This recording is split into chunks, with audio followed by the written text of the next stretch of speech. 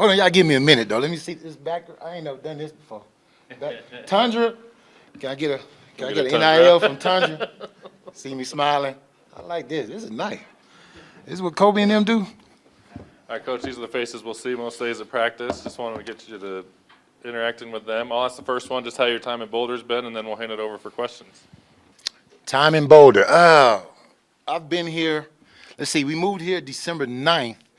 I've probably been here actually 2 weeks and not a consecutive 2 weeks because I've been on the road recruiting, looking at players, trying to make sure we make this team the best team we can and make you guys proud. So I haven't had a whole lot of time to spend in Boulder.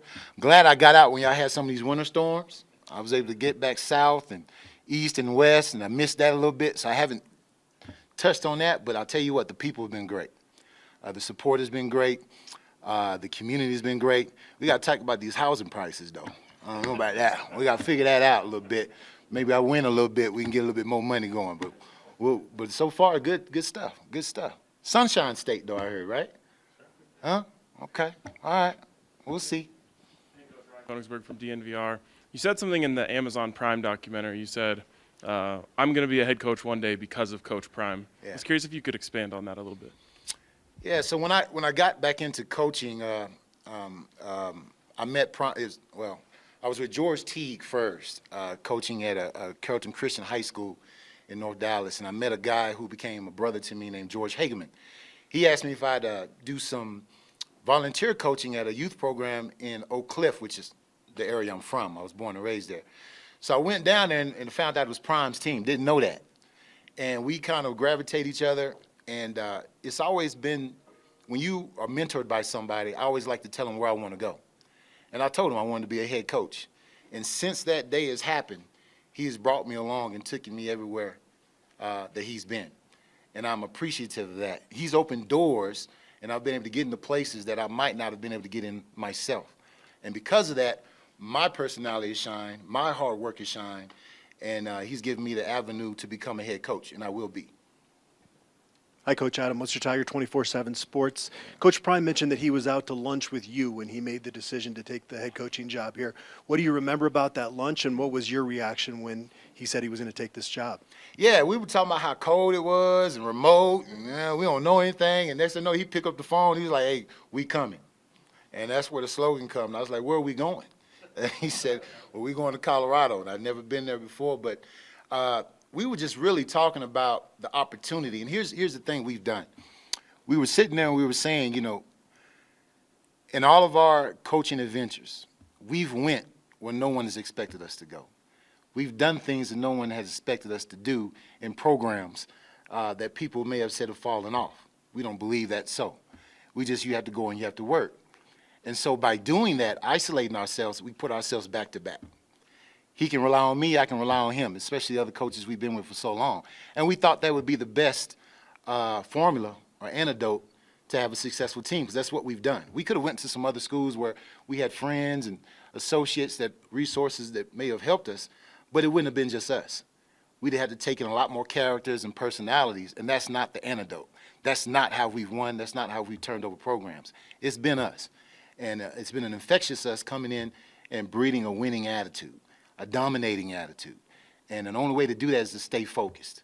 You know, you got these cars now, right, that have the voiceovers, the OnStar and stuff like that. If you go in and there's a different voice that speaks, it's not going to turn on. It's not going to work. It only works for a certain voice, for a certain attitude and a certain temperament. And we wanted to make sure that stayed the same as we came into Colorado to make the Buffs the best team in college football. Hi, Coach. Jack Carlo, Buffalo's Wire. Yeah, you mentioned you've been on the road a lot the past couple of weeks. Yeah. Just wondering how that went for you and just what are people kind of saying about Colorado around the country? I'm telling you what, we up and coming. I mean, it is amazing the amount of attention we've gotten. You know, people are excited when we hit the door. They see the brand, the Buffalo, and head coaches are welcoming us with open arms. They're actually leaving other groups of coaches to come talk to us. Players are excited. They can't wait to get up here. This is a gold mine up here. What you guys have is so beautiful. It's a lot of people who have not came down 36 and come over that little high rise and see that front range. And that's when I start talking. I don't say anything until I get them over that front range, and you can see where the football guys are going to watch us play football. And they love it. And the atmosphere is great. The community is great, and they're just surprised at what you have here, and the facilities are amazing. So it doesn't take much to sell this place once we get them here, but on the road, they are anticipating something great, and they can't wait to see what we got in store. Hey, Coach, Jimmy Searfoss here at 247 Sports. All these coaches have talked about how it's about building relationships when recruiting. How are you personally connecting with these kids? I think you have to build a rapport. You have to meet them on their level, where they are. I think when you come into high school,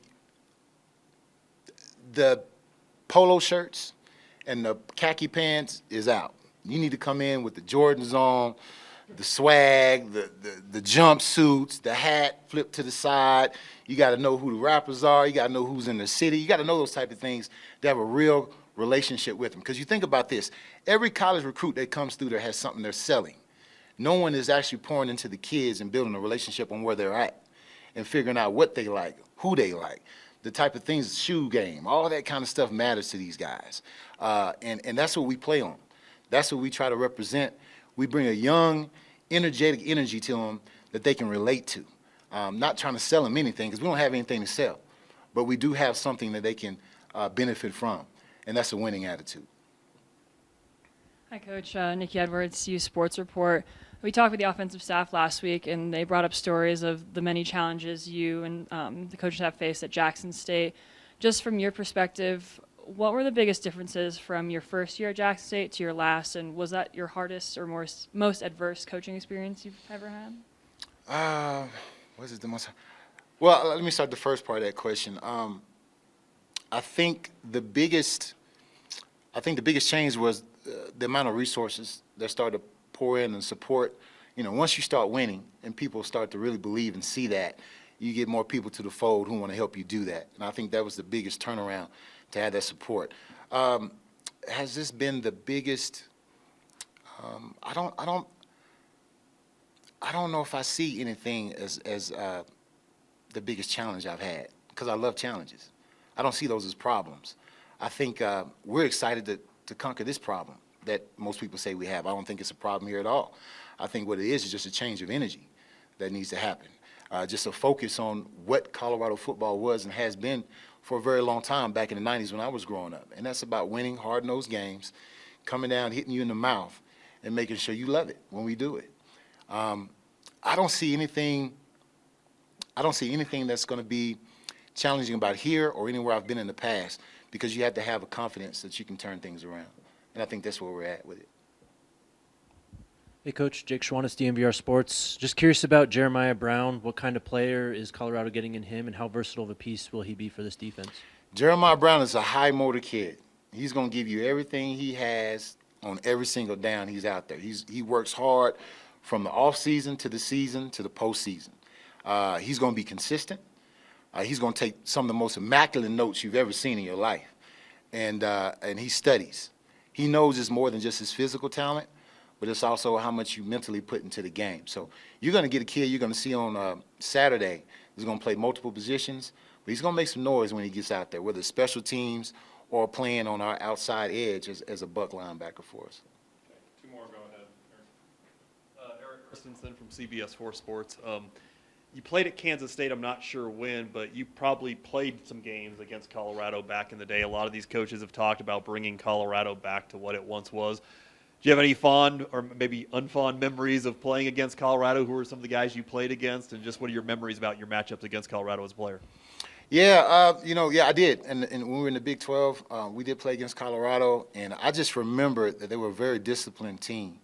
And, they ran a very scheme offensively with the option. You had to be disciplined and know exactly where everyone is, because if you didn't, you had several guys in that backfield that could go, and they could hit it for 60 yards or plus. So I remember coming in here once, and, I'd never been to Colorado, but coming in here once, and the stands were packed, and I'm talking, there was some chanting going on, the gold and black was out, and I just didn't know.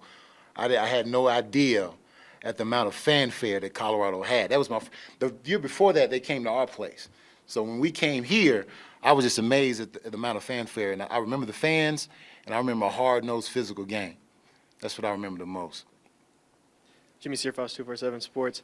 You talked about how you're on the road a lot. But so far, going into the spring season, what are you seeing in that linebacker room? Smart, a lot of smart kids. We evaluate our kids on a different system than most of the media does when it comes to 4-star, 5 stars. Ours is smart, tough, fast, disciplined, and with character. And what I found in that room is you have a bunch of smart, tough, I don't know about fast yet, we'll figure that out soon enough, but disciplined and character kids, which is amazing. I mean, that's something you look for as a coach. They're all willing to learn. They're all eager to change this thing around and become what they came here to be, and that's a champion and a winner. So I can't wait to see them on the field with pads on, though, so I can get a true evaluation of the game as they play it. But right now, they're eager. Their eyes are open. They're soaking everything up like a sponge, and they're ready to go. And they believe in the change that we have going on here. I mean, sometimes you come into a program like we went into Jackson State, and you have to figure out how do you change the culture. Will you keep the same kids or not? They're making it very difficult on us and who we decide to keep and who we may have to move on from, just to be honest with you. So I'm enjoying that. I'm not sleeping that good at night, but that makes me get up here early in the morning so I can meet these guys at the door. All right, thanks, Coach. Appreciate your time.